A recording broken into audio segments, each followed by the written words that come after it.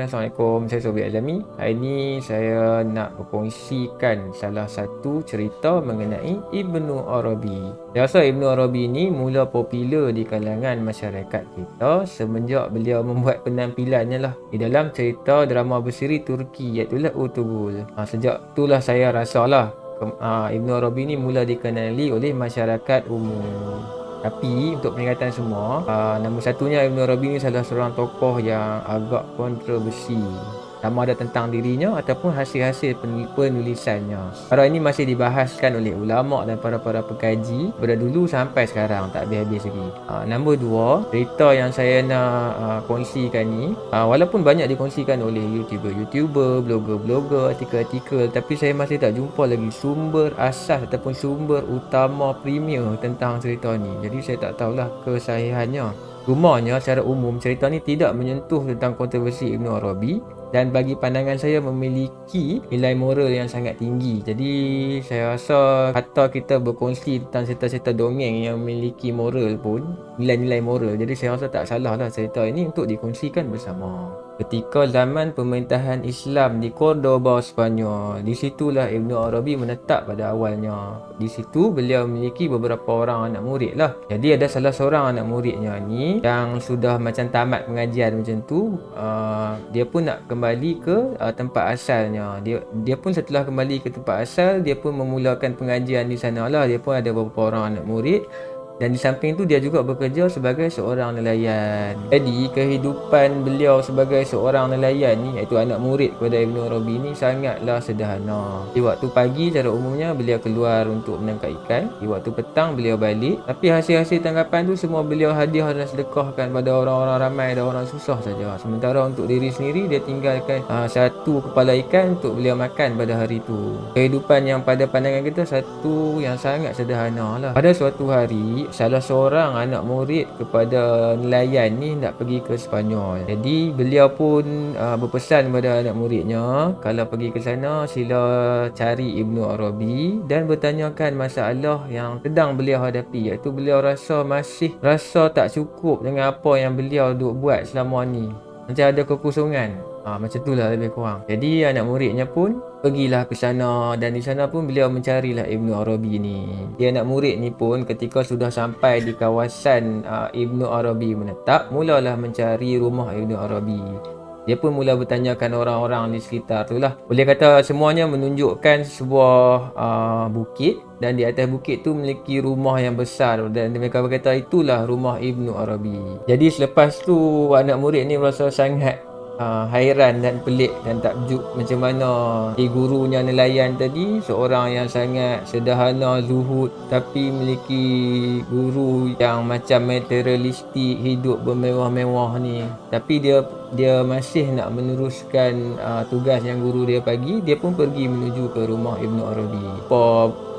Taman-taman yang hebat, kebun-kebun yang mewah, kawanan binatang-binatang ternakan yang sangat banyak, yang seluruh orang di sekitar tu mengatakan semua ni milik Ibnu Arabi. Jadi bertambah pelik lah si anak murid tadi bila tengok ke semua ni. Jadi bila dah sampai di rumah tu, si anak murid ni pun minta lah nak berjumpa dengan Ibnu Arabi. Tapi salah satu pembantu rumah tu mengatakan Ibnu Arabi tak ada di rumah pada waktu tu je, tapi dia akan balik sebentar lagi. Jadi anak murid ni pun menunggulah kat rumah tu. Dia pun tengok rumah tu lah dengan sangat besar dan takjub dan rasa pelik juga. Macam mana gurunya seorang yang sangat zuhud dan sederhana, tapi memiliki seorang guru yang sangat hidup bermewah. Jadi tak lama selepas tu pun Ibnu Arabi kembali. Waktu Ibnu Arabi kembali tu, dia datang dengan pengawal-pengawal, dengan kuda-kuda yang hebat. Baju Ibnu Arabi pun baju penuh dengan macam kemewahan lah, menunjukkan kebesarannya. Dan selepas itu, sebagai tetamu pada Ibnu Arabi pun, si anak murid ni dilayan lah dengan makanan yang lazat, dengan pelayan-pelayan semuanya.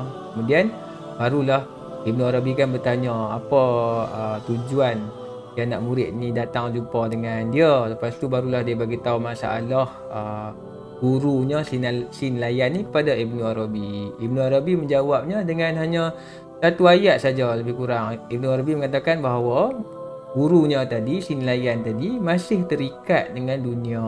Jadi si anak murid ni pun macam Atau kalau kita dengar pun macam tak boleh nak percaya lah, guru si anak murid ni hidup dalam keadaan sangat sederhana. Ibnu Arabi ni hidup penuh dengan kemewahan. Jadi macam mana nak kata guru dia ni terikat pada dunia pula? Kalau kata Ibnu Arabi ni terikat pada dunia tu, bolehlah nak faham lagi kan. Apapun si anak murid ni kembalilah ke tempat asal, berjumpa dengan gurunya si nelayan tadi. Bila berjumpa balik dengan gurunya si nelayan ni, mula-mula dia macam segan lah nak bagi tahu jawapan Ibnu Arabi kepada gurunya tadi, sebab macam tak munasabah kan jawapan tu. Tapi selepas didesak-desak oleh guru tu, barulah dia jawab. Dan selepas mendengar jawapan daripada Ibnu Arabi ni, guru yang si nelayan tadi pun menangis esok-esok. Jadi anak murid ni pun bertanya lah kenapa guru sampai menangis macam ni kan. Dia pun menjawab kata betul lah apa yang Ibnu Arabi telah bagi jawapan tu. Memang kita nampak Ibnu Arabi ni hidup penuh dengan kemewahan, tapi hati Ibnu Arabi tak terasa pun dengan kemewahan dunia semua tu.